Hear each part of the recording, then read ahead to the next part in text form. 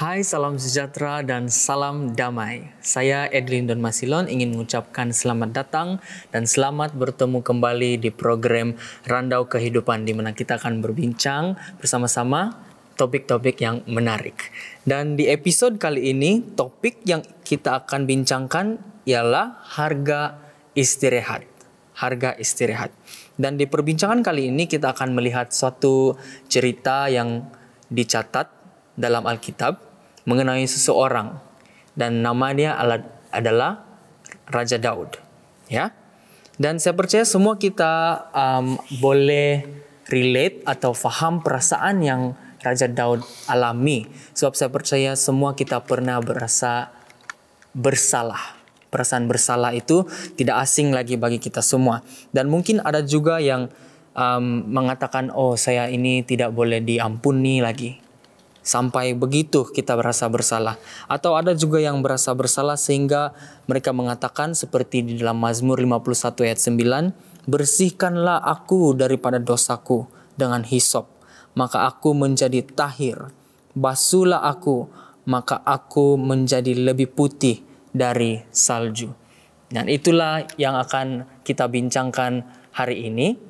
Tapi sebelum itu saya suka untuk mengambil kesempatan ini untuk memperkenalkan para panel kita yang sudah setia melayani di season-season yang sebelum ini. Panel pertama kita ada Pastor Gerard. Beliau merupakan pensyarah di Asia Pacific International University. Dan seterusnya ialah Pastor Brian. Beliau sedang melayani di Hope Channel Asia Tenggara. Dan seterusnya Pastor Min Sun. Beliau sedang menuntut ilmu di Asia Pacific International University. Terima kasih para panel sekalian atas kehadiran Anda. Saya percaya para penonton sudah tidak sabar-sabar untuk mendengar perbincangan kita pada hari ini. Tapi sebelum itu, marilah kita berdoa bersama-sama. Tuhan Bapa kami dalam kerjaan surga, terima kasih atas kesempatan ini untuk sekali lagi datang di sini untuk berbincang dan mempelajari firman-Mu. Biarlah kiranya Engkau terus menyertai kami, sertai juga para penonton yang sedang menonton program kami ini. Biarlah Engkau membimbing hati dan pikiran kami, perkataan kami sepanjang kami berbincang pada hari ini. Semua ini kami minta dalam nama Yesus Juru Selamat kami. Amin. Amin. Oke. Baiklah para penonton sekalian, saya ingin Anda fikirkan soalan ini bersama-sama dengan kami. Semasa Anda berasa bersalah dengan seseorang, adakah Anda dapat beristirahat dengan tenang? Contohnya, Anda melakukan sesuatu kepada seseorang dan dia berasa sakit hati, kemudian dia tidak mau bercakap dengan kamu atau tidak mau jumpa kamu rasa bersalah. Nah, dalam situasi seperti itu, semasa Anda berasa bersalah terhadap seseorang, adakah Anda dapat beristirahat dengan tenang? Jadi ini persoalan pemanasan kita. Jadi bagaimana para panel? Semasa Anda berasa bersalah terhadap seseorang, adakah Anda dapat beristirahat dengan tenang? Saya percaya untuk mendapatkan istirahat yang cukup, kita haruslah boleh merasai terlebih dahulu ketenangan dan suasana yang tentram untuk membantu kita lebih menikmati istirahat kita itu.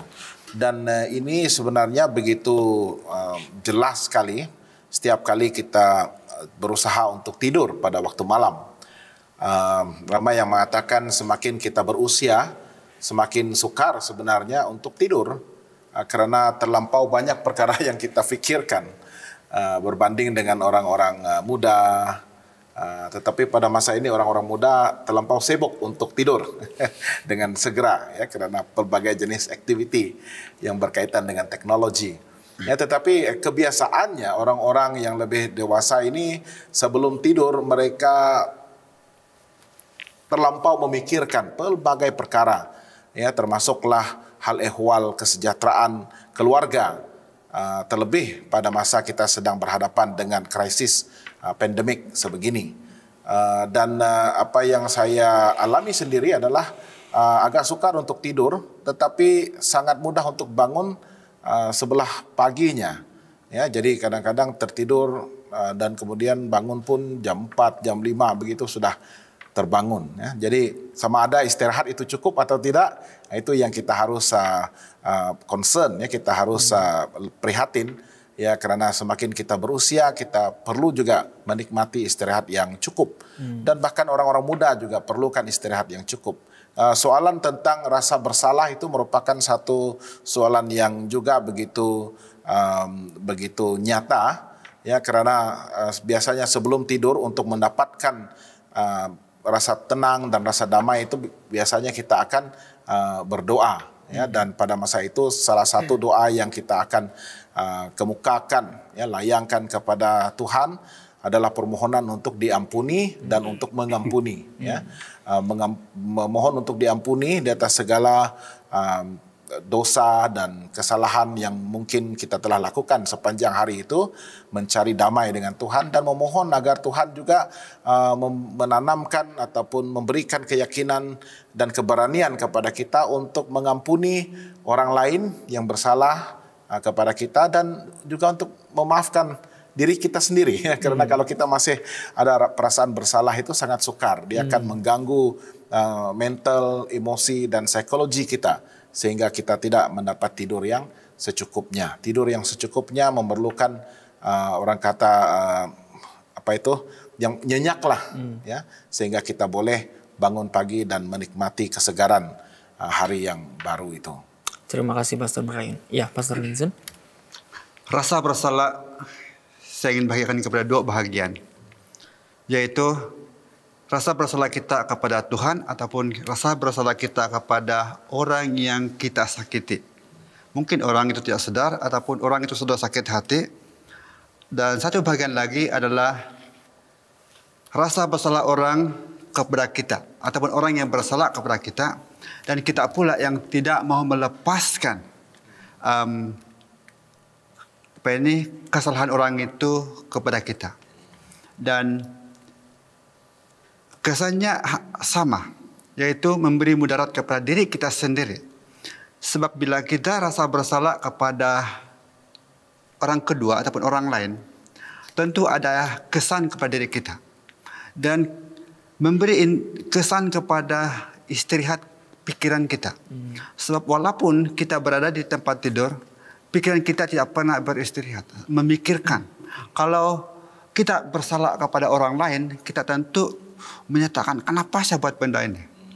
Kenapa saya terlanjur untuk perkataan ini? Kenapa saya mengucapkan kata ini yang menyebabkan sakit hati orang lain?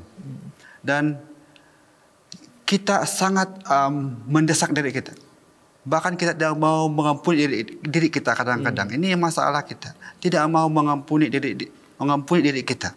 Kita sepatutnya mengampuni diri kita ataupun kita berdamai dengan diri kita juga. Dan kadang-kadang orang itu sudah ampuni kita, tapi kadang-kadang kita yang tidak mau berdamai, kita tidak mau ampuni diri kita. Dan satu lagi, bila orang lain bersalah kepada kita, kita yang melebih-lebih. Seperti kita simpan semua kepahitan itu, semua rasa sakit hati, rasa marah, kebencian, dendam di hati kita. Dan artinya kita telah menjadikan pikiran kita ini sebagai tong sampah. Karena kita menyimpan benda-benda yang kotor ataupun tidak berguna dalam diri kita dan memberi kesan kepada istirahat kita yang tidak baik. Jadi kemana-mana kita pergi, kita mandi, kita makan, kita tidur, semuanya tidak selesai. Karena pikiran kita masih lagi menyimpan, oh saya benci, saya marah.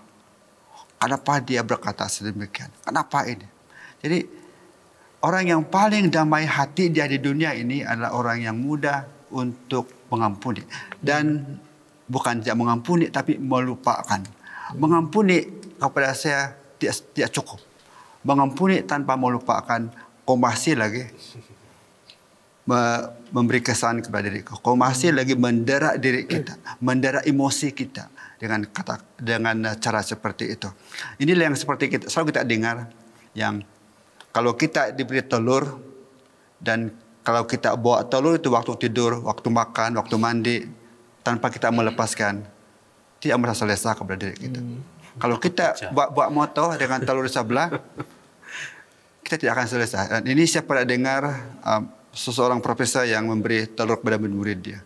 Dan bila keesokan harinya apa yang terjadi, mereka katakan tidak selesai. Artinya telur itu dalam genggaman umpama seperti pikiran yang beban pikiran yang menyimpan kemarahan, kebencian kepada orang lain dan tidak selesai. Kalau direbus telur itu dulu lah. Dan makan. Makan. Ya, kita kembalikan kepada. Terima kasih Pastor Minsun. Ya, nampaknya sekiranya kalau kita tidak masih lagi berasa bersalah kan, dan saya sendiri pernah mengalami ini, memang susah. Istirahat fisikal itu memang boleh buat lah, tetapi penat minda. Sebab masih lagi pikir-pikirkan. Dan saya terpikir bagaimana pula dengan Raja Daud ya, yang membuat silap dengan Tuhan, membuat salah kepada Tuhan. Adakah dia dapat beristirahat dengan tenang? Kelihatannya sukar bagi dia selepas dia menyadari itu. Tetapi sebelum dia sadar itu, sebelum dia ditegur oleh Nabi Nathan, dia seakan-akan tidak merasa apa-apa. Dia melakukan dosa mengikut satu dosa dan satu dosa lagi dan selanjutnya. Sehinggalah Nabi Nathan menyadarkan dia dan Tuhan menggunakan Nabi Nathan untuk melakukan sedemikian. Itu sebab kita melihat dalam Mazmur 51 yang baru dibaca tadi itu, satu mazmur itu sebenarnya penuh dengan kekesalan dan perasaan bersalah yang sangat dalam. Saya tertarik dengan apa yang Pastor Minsun sebut tadi. Mana-mana pun kau pegang telur itu merujuk kepada bagi saya satu perasaan bersalah yang sangat-sangat mendalam. Kalau kamu rasa bersalah sahaja, it's okay, it's fine. Sebab satu hari kamu tidur, di keesokan hari dia kamu boleh reorient. Kamu punya pikiran untuk saya akan bertindak seperti ini dan ini dan ini supaya saya boleh selesaikan masalah bersalah. Tapi bila dibawa berterusan itu yang sangat mendalam lah. Dan Raja Daud mempunyai perasaan bersalah sedemikian. Kalau kita membaca Mazmur 51 ini, ada 3 perkataan mengenai dosa yang disebut di sini. Ya, satu yang kita panggil missing the mark. Yang biasa dilakukan lah missing the mark. Maksudnya kamu melakukan kesilapan sebab tidak melakukan hukum Tuhan. Satu lagi itu merujuk kepada perbuatan yang sengaja kepada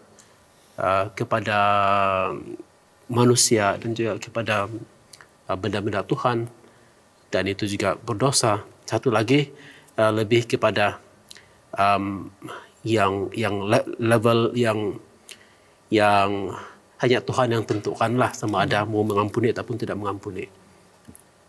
Yang pertama itu kalau kamu berdosa kamu cuma membawa korban bakaran, tetapi yang ketiga yang saya maksudkan itu kamu tidak ada persembahan yang boleh diberikan. Hanya Tuhan yang mengatakan saya ampuni kamu. Dan itu yang dirasai oleh Daud di sini, sehingga ke tahap itu adakah Tuhan mengampuni saya.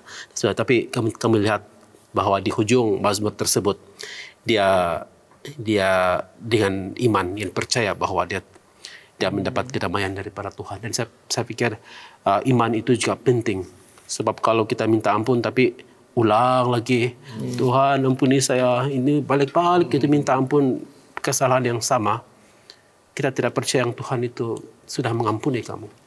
Dan itu juga saya pikir Daud ada elemen di sana. Ya, lebih spesifik ke ayat yang ke-12 dalam Mazmur 51 ini yang mengatakan, jadikanlah hatiku tahir ya Tuhan, dan perbaharuilah batinku dengan roh yang teguh. Jadi ini adalah satu sikap ataupun attitude yang saya percaya harus dimiliki oleh setiap kita. Yang memang tidak akan terlepas daripada perasaan bersalah, melakukan kesalahan dan dibelenggu ataupun dibebani dengan perasaan bersalah itu. Ya, sehinggalah kita boleh katakan kepada Tuhan, Tuhan, kau bersihkanlah, ya, kau apa yang seperti Pastor Minsun katakan tadi, kita masih lagi membawa tong sampah itu dan membenarkan sampah-sampah yang tidak berkaitan itu memenuhi tong sampah yang kita bawakan itu. dan kita haruslah boleh untuk mengosongkan tong sampah itu dan membersihkannya setiap hari, ya, bahkan yang sepatutnya seperti yang didoakan Daud ini, Tuhan bersihkanlah aku, bukan saja untuk dibersihkan tetapi harus diperbaharui, ya, dan diisi dengan roh yang benar, ya, karena kalau kita biarkan hati dan pikiran kita kosong, pada masa itulah akan ada ruang untuk ke iblis mengerjakan, ya, roh yang jahat itu di dalam pikiran kita, sehingga kita boleh cenderung untuk melakukan sesuatu yang salah ataupun meneruskan dosa-dosa tersebut, mengulanginya, ya. Tetapi apabila kita memohon keampunan, pada masa yang sama kita meminta supaya Tuhan membersihkan, ya, bukan saja membersihkan, perkataan yang digunakan di sini adalah tahir, mensucikan, menguduskan, ya, dan diperbaharui dengan roh yang benar. Dan Roh Kudus haruslah bertakhta dan memiliki tempatnya yang terutama dalam hati kita untuk memandu kehidupan kita dan meyakinkan kita, ya, bahwa kita boleh melakukan yang terbaik bagi Tuhan, untuk melupakan apa yang telah kita lakukan, kesalahan itu, dan meneruskan kehidupan kita dengan pimpinan dan pembaharuan yang dibawakan oleh Roh Kudus itu. Saya teringat satu ayat daripada Mazmur 63 kalau tidak saya silap, yang mengatakan hanya dekat dengan Tuhan jiwaku tenang, kata Daud. Dan di situ Daud seringkali ini dilanda kerisauan dalam hidup dia, dan dia lihat talian dia dengan Tuhan ataupun hubungan dia dengan Tuhan ini, ataupun hubungan yang paling dekat, itulah yang membebaskan pikiran dia daripada belenggu ataupun beban. Dan kita lihat hari ini juga, bila saya aplikasikan perkataan ataupun ayat ini, hanya dekat dengan Tuhan jiwaku tenang. Dan ya, memang benar, bila kita dekat dengan Tuhan, mudah kita untuk transfer kita punya beban itu kepada Tuhan. Kita mau lepaskan. Kadang-kala kita ini, bila kita berdoa untuk minta kelegaan dari Tuhan, tapi kadang-kala kita tahan beban itu di dalam diri kita. Seperti cerita yang seorang petani yang membuat beban ataupun bakul di belakang dia, dan pemandu itu memberi tumpangan kepada dia, tapi dia masih lagi pikul bakul itu di pangkuan dia. Dan dia katakan, cukuplah, saya sudah ditumpang, tidak apalah, saya masih angkatlah bakul ini. Seringkali kita begitu. Kita sudah di dalam Tuhan, tetapi kita tidak menyerah sepenuhnya beban itu kepada Tuhan. Dan ini yang menyebabkan pikiran kita tidak terlepas dengan kepahitan, keperitan, dan belenggu-belenggu yang sukar kita lepaskan. Dan kepada saya, ini yang seringkali menyerang saya kadang-kadang. Saya masih peluk beban itu, menyebabkan saya tidak lepas dan saya tidak merasakan damai. Damai yang, kalau kita rasakan damai yang sesungguhnya, yang orang bilang itu. Bukan yang mengeluh masalah, tapi kita mengeluh, kita sudah lepaskan daripada setiap situasi yang sukar.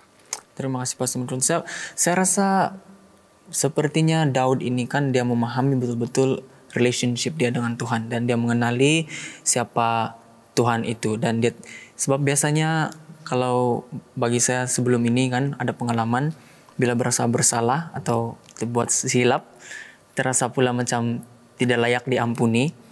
Sebab mungkin salah satu dia sebab saya pandang rendah kebolehan Tuhan untuk mengampuni. Sebab saya rasa macam, kalau manusia punya standard, memang tidak akan diampuni lah. Tapi sebenarnya Tuhan itu bukan seperti itu kan. Dan saya melihat dosa itu, kalau kita membuat dosa seperti Daud yang dia sudah melakukan silap, melakukan dosa, dia akan membuatkan dia rasa bersalah dan tidak tenang. Dan apabila tidak tenang, disitulah tidak dapat beristirahat. Jadi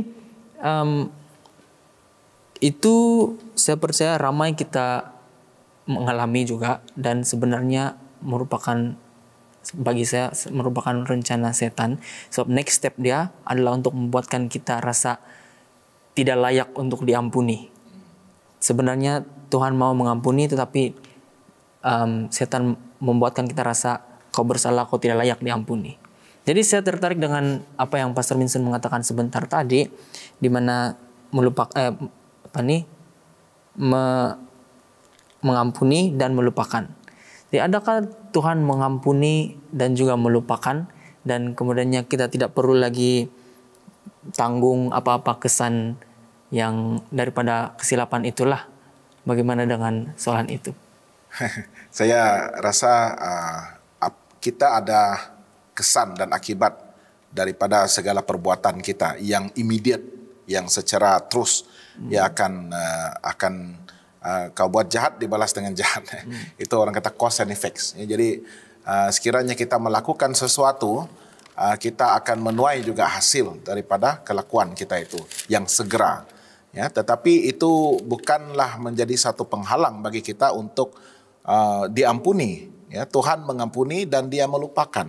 Ya, tetapi pada masa yang sama ada harga yang kita kena bayar untuk dosa kita. Dan ini sudah jelas, ya, sudah jelas, dan kalau kita lihat apa yang terjadi di sekeliling kita di dunia ini pun kebanyakannya, ya, masalah yang terjadi di dunia ini adalah daripada kesilapan dan kesalahan kita manusia. Apa yang terjadi di rumah tangga kita merupakan kesalahan dan kesilapan kita yang tidak setia kepada janji pernikahan dan sebagainya.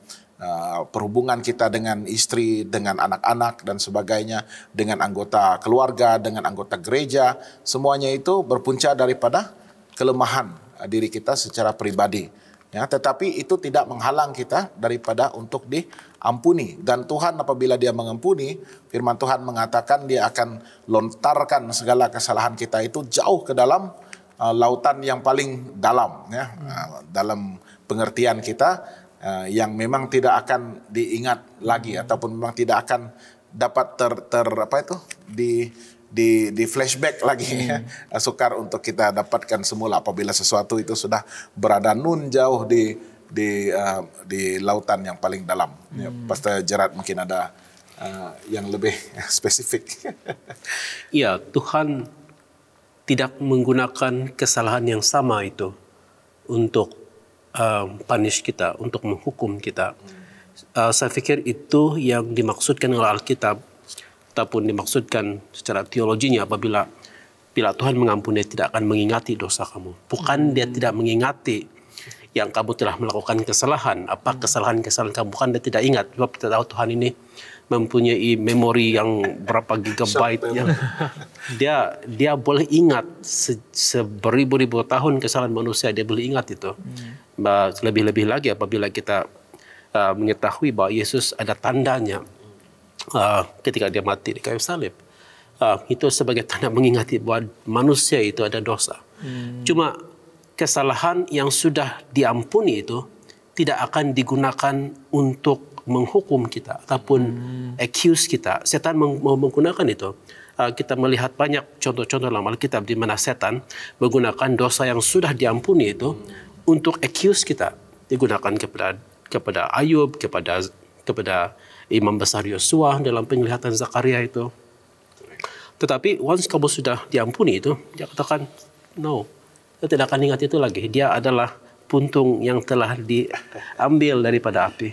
Dia katakan. So I think that is what we are looking at bila kita mengatakan Tuhan tidak mengingat lagi dosa itu. Terima kasih. Tapi bagi manusia, bagaimana Pastor, sangat sukar untuk kita mengampuni. Itu mungkin mudah, ya, karena kita boleh mengampuni dengan tutur kata, hati kita bolehlah pelan-pelan, tetapi manusia untuk melupakan itu dia pandai ungkit lagi. Itu masalah manusia. Itu yang perkataan yang saya cari tadi, ya, mengungkit perkara yang lama itu. Memori manusia ini begitu long term, masih dapat diambil dari sudut mana-mana pun dalam pikirannya. Oh, ini yang kau buat dulu, ya. Ya. Kadang-kala kalau orang itu bersalah kepada kita nampak dia punya belakang itu pun kita sudah ingat apa namanya kata-kata yang telah menyakitkan hati kita. Belum lihat muka lagi, belum muka lagi. Baru orang sebut nama dia saja. Baru orang sebut bapak itu, kita sebut anak itu yang telah menyakitkan hati kita. Tapi saya pernah dengar ini satu statement. Ingatkan diri kita untuk melupakan kesalahan orang. Artinya kita ingatkan diri kita untuk melupakan. Jangan ingat kesalahannya. Iya. Sebab kita ini, kita punya kekuatan mudah untuk mengingatkan sesuatu yang jahat diri orang lain, tapi kita lupa kebaikan dia. Oke, apa yang Edi cakap tadi bahwa kadangkala kita terpikir bahwa tidak kelayakan untuk minta ampun dengan Tuhan. Dan itu yang menimpa kita semua manusia ini. Karena kita memikirkan benda yang terlalu berat. Tuhan itu sedang mempermudahkan sebenarnya kepada kita. Yaitu, kalau kita berdoa, Tuhan mengampuni. Tapi kita masih memikirkan, yaitu Tuhan itu sukar untuk mengampuni, Tuhan itu jauh, Tuhan itu complicated. Dan artinya kita sendiri yang membuat situasi itu kompleks buat kita. Tuhan sudah permudahkan, tapi kita yang masih memikirkan, oh, saya sudah buat dosa yang terlalu besar. Saya pikir dalam Alkitab mengatakan tidak ada dosa yang terlalu besar yang Tuhan tidak boleh ampuni, kecuali dosa yang kita tidak akui. Dalam 1 Yohanes 1 ayat 9. Satu-satu yang Tuhan tidak mengampuni adalah dosa yang kita tidak ampuni, tidak akui menurut Alkitab. Dan kita mesti latih diri kita untuk melupakan kesalahan orang lain, dan kita latih diri kita untuk mengampuni orang lain. Mengampuni ini sesuatu yang memberi kedamaian kepada hati kita. Bila kita mengampuni, riliskan. Correct. Bukan kita tidak boleh, bukan kita tidak ada kemampuan untuk mengingat, tapi kita sengajakan untuk melupakan, walaupun kita boleh ingat. Terima kasih Pastor Minsun. Cerita sebentar tadi itu mengenai cerita Daud melakukan kesilapan, itu kita boleh lihat di 2 Samuel 11, ya, chapter yang ke-11. Dan kalau kita lihat di chapter yang seterusnya, chapter 12, kita melihat ada nabi yang pergi kepada Daud dan menegur dia, kan? Dan itu yang baiknya dengan pada waktu itulah, sebab ada nabi yang hidup pada waktu itu untuk menegur Daud. Tapi bagaimana dengan kita yang tinggal pada zaman ini? Tidak ada nabi lagi yang akan datang untuk tegur kita. Siapalah yang akan tegur kita sekiranya kita melakukan kesilapan, dan siapa yang akan membawa kita untuk bertaubat dan ingat balik kita punya kesilapan dan bertaubat dan meminta maaf kepada Tuhan? Tidak ada dosa yang boleh ditutup lah. Walaupun tidak ada nabi pada hari ini, tapi Tuhan mempunyai jalan untuk menyedarkan ataupun membuatkan seseorang itu melihat ataupun mengenal dosanya melalui orang, barangkali melalui khotbah, melalui pembacaan Alkitab. Kadang-kadang kita tanpa sadar kita accidentally reveal ataupun membuka pokong itu sendiri. Dan pada saat itulah Roh Kudus dia akan sentiasa, dia macam itu pricking, dia sentiasa cucuk membuatkan kita rasa tidak senang pada hari ini. Kita tidak mempunyai nabi, tetapi kita mempunyai banyak cara Roh Kudus, salah satunya yang sangat-sangat berkuasa. Ya, dan saya juga percaya sebagai saudara seiman di dalam Tuhan, kita juga mempunyai satu tanggung jawab untuk memastikan kesejahteraan kehidupan rohani kita secara kolektif. Ya, dan di dalam gereja itu kita ini adalah satu tubuh, dan setiap anggota tubuh itu harus dapat berfungsi dengan baik untuk memastikan fungsi badan, fungsi tubuh, fungsi gereja itu boleh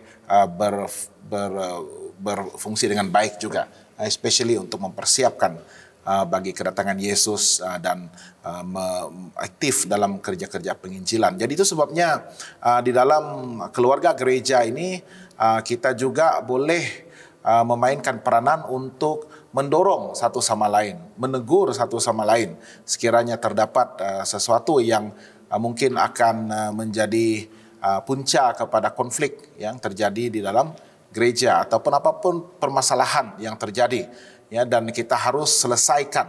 Ya, kita tidak boleh biarkan luka yang sedikit itu akan membesar, merebak dan akhirnya memusnahkan satu tubuh itu. Dan kita dinasihatkan, ada panduan di dalam Alkitab bagaimana kita boleh mendorong, saling menegur, saling memberi nasihat, mengajar dan sebagainya, ya, supaya semua bahagian anggota tubuh itu boleh berjalan ataupun berfungsi dengan harmoni, dengan baik, sehingga menyebabkan gereja itu sehat. Ya, jadi kita juga memainkan peranan untuk menegur dan memberikan didikan dan sebagainya kepada saudara-saudari kita yang mungkin sudah agak sedikit leka dan ataupun sudah terlanjur untuk melakukan beberapa perkara yang harus ditegur.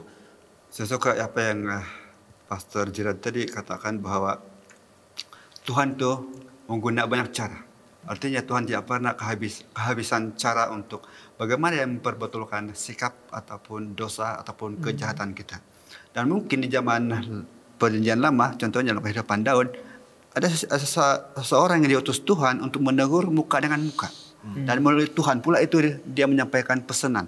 Tapi hari ini tidak akan berlaku. Tapi saya percaya khotbah-khotbah yang kita dengar di gereja itu kadang-kala juga boleh memperbetulkan kita. Tapi kadang-kala ada satu sikap kita. Kenapa ini pengkhotbah mau tembak saya? Kenapa pengkhotbah ini mau sindir saya? Siapa yang beritahu pengkhotbah ini saya ada ini masalah? Tapi saya rasa mungkin Roh Kudus telah membuat pengkhotbah ini untuk mengetahui apa masalah dalam diri kita, untuk memperbetulkan kita. Tapi ini yang kadang-kala kalau khotbah-khotbah yang keras kita bilang khotbah itu tidak syok. Tapi khotbah-khotbah yang membuat orang terbak, ini khotbah yang sangat memberkati. Tapi inilah yang harus bagi saya melatihkan diri saya untuk mendingan khotbah-khotbah yang keras dan mungkin sedikit menimpa saya, tapi terima itu sebagai satu teguran yang boleh membina iman saya dan apapun yang mungkin tidak betul di hadapan Tuhan. Dan satu sikap Daud ini yang boleh kita puji, ya, adalah apabila dia menyadari kesalahannya, apabila dia ditegur, dia tidak retaliate, dia tidak memberontak, dia tidak melawan, dia mengaku, dia sedar dan dia memohon keampunan itu. Dan itu juga merupakan satu sikap yang harus ada pada setiap kita. Setiap kali kita ditegur ataupun ada rakan-rakan, saudara-saudari kita yang mungkin memberikan teguran dan nasihat dan didikan itu, terbukalah ya untuk mendengar, terbukalah untuk diajar dan perbaiki ya apa yang perlu diperbaiki di dalam kehidupan kita. Ya. Tujuannya adalah untuk mendorong kepada pertumbuhan yang sehat. Pertumbuhan kita secara pribadi, pertumbuhan di dalam keluarga, dan juga pertumbuhan di dalam gereja. Nah, itu sangat penting untuk dipelihara, untuk membolehkan kita memainkan peranan dan tanggung jawab kita dengan lebih baik. Terima kasih, Pastor Brian. Dari cerita Daud ini, kalau kita lihat, dia bermain dengan godaan, betul kan? Dan saya rasa bagi kita juga, kalau kita juga bermain dengan godaan dari syaitan, itu akan membawa kita untuk melakukan dosa. Dan dosa itulah yang akan membuatkan kita berasa tidak tenang dan kadang-kadang tidak layak untuk diampuni. Tapi seperti cerita yang tercatat di dalam 2 Samuel ini, Tuhan itu begitu baik dan bersedia untuk mengampuni kita. Jadi kita perlu, kalau juga kita ditegur, kita perlu terima teguran itu, dan kita juga perlu bertobat dan minta ampun pada Tuhan dosa-dosa kita, ya. Dan memang tidak dinafikan perasaan bersalah itu tetap ada apabila kita melakukan dosa, dan ada kesan-kesan dia, konsekuensi dia, dan saya rasa itulah yang dimaksudkan dengan harga istirahat. Ada harga yang kita perlu bayar, tapi untuk mendapatkan istirahat itu. Tetapi puji Tuhan, Tuhan itu begitu baik dan dia terus tetap memberikan kita, menawarkan kita istirahat, ya. Jadi saudara dan saudari sekalian, terima kasih karena sudah setia dengan kami sehingga ke saat ini. Dan kita sudah sampai di penghujung episode ini, tapi bukan penamat program ini ya. Jadi pada saat ini mari kita sekali lagi mengadakan bersatu dalam doa penutup, dan saya minta Pastor Minsun untuk doa penutup. Mari kita bersatu dalam doa. Tuhan Bapa kami yang Maha Berkuasa, terima kasih Engkau Tuhan yang Maha kaya dengan pengetahuan, kaya dengan segala sumber. Dan terima kasih Tuhan, Engkau sudah memberikan kami kebijaksanaan untuk kami berkongsi ide-ide yang membentuk untuk kami bertumbuh dalam kerohanian kami. Kami juga berdoa para pendengar yang setia untuk mengikuti program ini. Walaupun di mana mereka berada Tuhan, biarlah Roh Kudus sentiasa beserta dan menjamah jiwa mereka untuk mereka mempelajari dan terus bertumbuh dalam rohani dan membuat mereka dekat kepadamu. Tuhan, terima kasih karena Engkau sudah memberkati semua kami melalui program ini. Karena ini kami menyerahkan doa ini melalui nama Yesus Kristus. Amin. Amin. Baiklah, terima kasih para panel sekalian. Terima kasih sekali lagi kepada saudara dan saudari sekalian yang turut serta dalam program Randau Kehidupan ini. Sertai kami di episode yang seterusnya. Kita akan membincangkan lagi topik-topik yang menarik ya. Jadi sertai kami di episode yang seterusnya. Dan saya ingin mengucapkan sekian. Tuhan memberkati.